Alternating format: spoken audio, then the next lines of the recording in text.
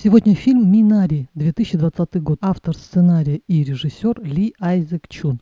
В ролях Стивен Йон, Хан Йори, Юн Йо Джон. Оскар за лучшую женскую роль второго плана. Бюджет 2, сборы 15,3 миллиона долларов. Сюжет. Сельская Америка 80-х, штат Арканзас. Семья. Муж Джейкоб, жена Моника, дочь лет 12 Энн, сын лет 5 Дэвид. На двух машинах подъезжают к дому на колесах. Вход в дом на уровне высоты колеса, нужно было ухватиться за косяк двери, чтобы залезть в дом. Жена с разочарованием. Чем дальше, тем хуже. Видно, что ей все не нравится. Все выходят на улицу, муж, сковырнув землю на ладони, протягивает жене и произносит: «Смотри, какая земля, какой цвет. Вот почему я выбрал это место». Жена хмыкнула. «Из-за цвета земли?» Муж, обращаясь к детям: «Папа посадит здесь огромный сад». У сына заболевание сердца. Жена вечером измеряет давление сыну, записывает дневник. Когда дочь спрашивает, распаковывать ли коробку, мать отвечает: «Мы здесь ненадолго. Мы переедем поближе к больнице». Муж радостно: «Давайте сегодня все вместе будем спать на полу». Дочь: «Я не хочу, ты храпишь как трактор». Муж с женой работают на птицефабрике, сортируя курочек и петушков, заглядывая им в жопки. В перекур Джейкоб говорит сыну: «В Калифорнии у нас не было ничего, но теперь у нас полно земли. Тебе тут нравится?» Дэвид кивает головой. «Тогда скажи маме, что тебе тут нравится». Диалог в машине. Жена: «В Роджерсе много корейцев. Супермаркет, больница, школа. Там у тебя будет 2 гектара земли. Найдем корейскую няню для детей». 2 гектара – это мало, я хочу минимум 20. Вечером идет проливной дождь. Джейка предупреждает семью, чтобы были готовы бежать, так как, возможно, будет торнадо. Но все обошлось. Муж с женой начинают ссориться. «У тебя больной сын. Я ни на минуту не забываю об этом. Я 10 лет пашу как проклятый. Я целыми днями пялюсь в куриные жопки, зарабатываю. И где же деньги? Я старший сын в семье, я должен помогать семье. Теперь не должен, у них все в порядке. Мы хотели начать с чистого листа. Если это чистый лист, то у нас нет будущего». Утро. Сын описался в кровать, прячет обоссанные трусы. Мама сообщает дочери, что они остаются, но к ним переедет бабушка из Кореи, мама Моники. В поле американец предлагает устроить 2 колодца за $300 и говорит, что предыдущий хозяин хотел сэкономить. Вы знаете, как он закончил. Джейкоб отказывается и говорит сыну: «Корейцы думают головой и, опираясь на некоторые логические умозаключения, выбирают место для будущих колодцев. Никогда не плати за то, что можешь добыть бесплатно». Дэвид покупает трактор у странного американца, который участвовал в Корейской войне. Они потом подружатся. Приезжает бабушка, в подарок перец чили, анчоусы, деньги.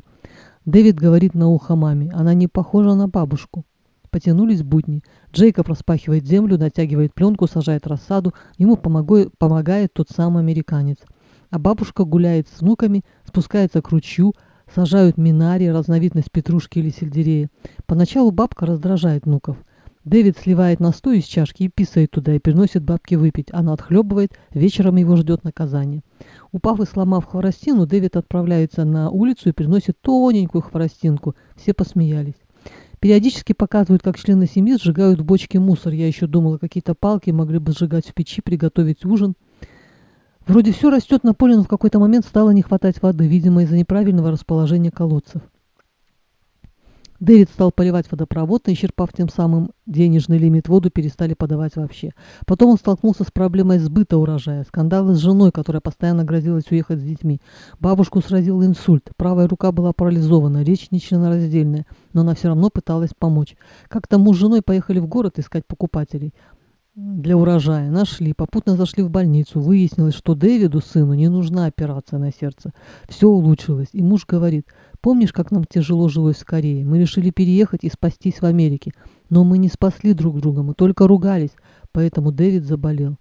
Жена: «Давай переедем в Калифорнию, мы быстро закроем кредиты». Муж: «Если день и ночь будем сортировать цыплят. Я должен закончить то, что начал, даже если разорюсь, а ты поступай как хочешь». Жена: «Я знаю, что все плохо закончится. Я не могу на это смотреть. Я больше не верю в тебя». А в это время бабка в деревне, сжигая мусор, устраивает пожар. Подъехавшие муж с женой пытаются спасти урожай, но тщетно. В финале муж с женой и 2 американца выбирают место то ли для колодца, то ли для дома. Отец и сын спускаются к ручью, собирают минари. И отец говорит: «Бабушка выбрала правильное место для минари».